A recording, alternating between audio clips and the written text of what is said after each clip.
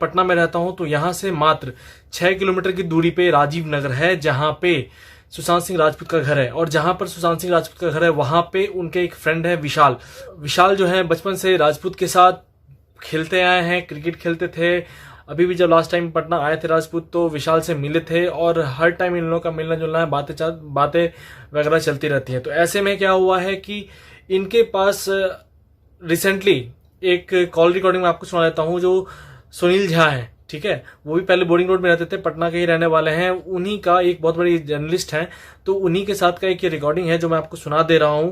आप लोगों को मालूम चल जाएगा कि हाँ कितने बजे सुशांत सिंह राजपूत की मौत हुई थी। और साथ में जो मैंने कहा था अपने एक वीडियो में कि कहीं ना कहीं दीपेश जो इनका नौकर था उसका हाथ था, तो उसके पास से 22 लाख रुपया मिला। और ना जाने क्यों मुंबई पुलिस इस बात को छिपा रही है।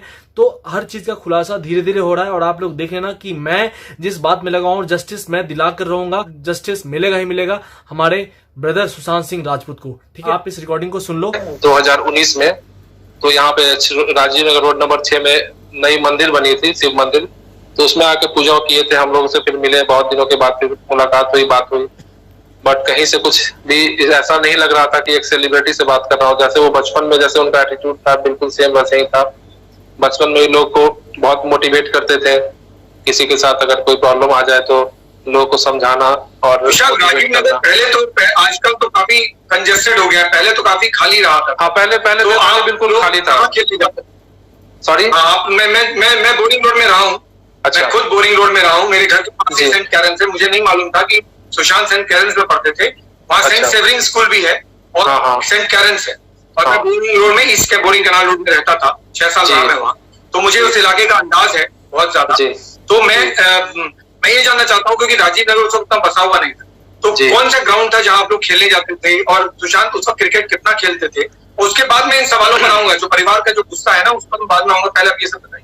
जी, एक्चुअली पहले जिस टाइम आप रहते थे और जो हम लोग का बचपन था उस समय राजीव नगर में बहुत लिमिटेड घर था, मतलब काउंटेबल था, लोग एक दूसरे को जानते थे कौन कहाँ रहते हैं नहीं रहते हैं। और जो वहाँ पे 3 ग्राउंड पे हम लोगों ने साथ खेला था। एक तो जो अभी सुशांत सिंह राजपूत का जो भी घर है उसके जस्ट अपोजिट साइड में एक छोटा सा ग्राउंड था, वहां पे वो और उनकी बहन है ये लोग साथ में वहां पे खेलती थी।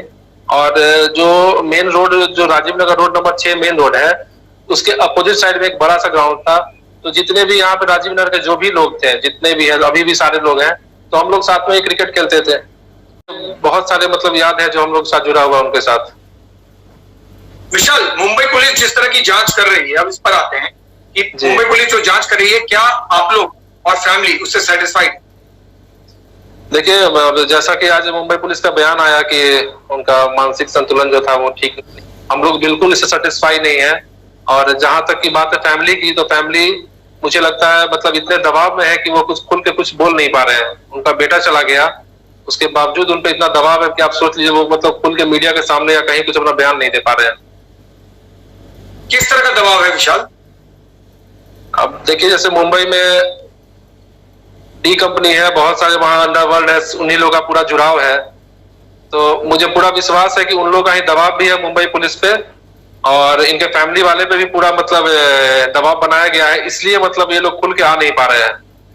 पूरा दबाव है उन लोगों पे। नहीं तो किसी का लड़का किसी का बेटा मर जाए उसके बाद कोई उस पर मतलब सवाल नहीं उठाए, ये बात मतलब हम लोग को कुछ समझ में नहीं आ रहा कि आखिर बात क्या है। कि मतलब इनके फादर है या जो इनके फैमिली है, इनके फैमिली खुद अच्छे पोस्ट पे मतलब हरियाणा पुलिस में है, वो भी मतलब IPS ऑफिसर है, वो भी मतलब सवाल नहीं उठा रहे हैं। तो ये बहुत संदेह वाली बात है, क्योंकि मैं भी इनके फैमिली से लगातार कांटेक्ट में रहा हूँ। उनके भाई हैं नीरज सिंह बबलू MLA हैं बिहार में, सहरसा जिला में, छातापुर में, उनसे हमारी बात हुई थी। वो भी बहुत उस समय एग्रेसिव थे जब ये हुआ था, और मतलब बोले भी कि 7 क्रम के बाद हम लोग बहुत मतलब एग्रेसिव रूप से इसको लड़ाई में लड़ेंगे। मगर आफ्टर श्राद्ध क्रम कहीं मतलब सब कोई बिल्कुल साइलेंट हो गए। उनके फादर भी अभी हरियाणा फरीदाबाद चले गए। तो हम लोग तो बहुत नाराज भी है, बहुत नाखुश भी है कि जब बेटा ही चला गया, भाई चला गया, दोस्त चला गया, अब किससे क्या डरना है? अब तो कम से कम जो रात की बात कर रहे थे कि रात में ही उनको मार दिया गया, वो क्या था? जी, उनके फैमिली वाले से ही मुझे इनपुट ये मिला था कि जो सुशांत सिंह राजपूत का जो डेथ हुआ था वो रात में 3:30 बजे ही हो गया था। पोस्टमार्टम में भी शायद ये आया है कि रात में 3:30 बजे ही डेथ हो गया था। और जहां तक ये है उसका जो नौकर था, नौकर के थैले से भी 22 लाख रुपया बरामद हुआ था। और हम लोग तो पटना में हैं, जो इनपुट मिला बस वही जान रहे हैं। मुंबई पुलिस वहां क्या कर रही है क्या नहीं कर रही है हम कैसे बता सकते हैं यहाँ से। बट हमारे पास ये इनपुट था कि रात में ही डेथ हो गई थी 3:30 बजे, और उसके बाद से सारा ये सब गेम ऐसे ही खेला जा रहा था, सब नाटक हो रहा था ये सब।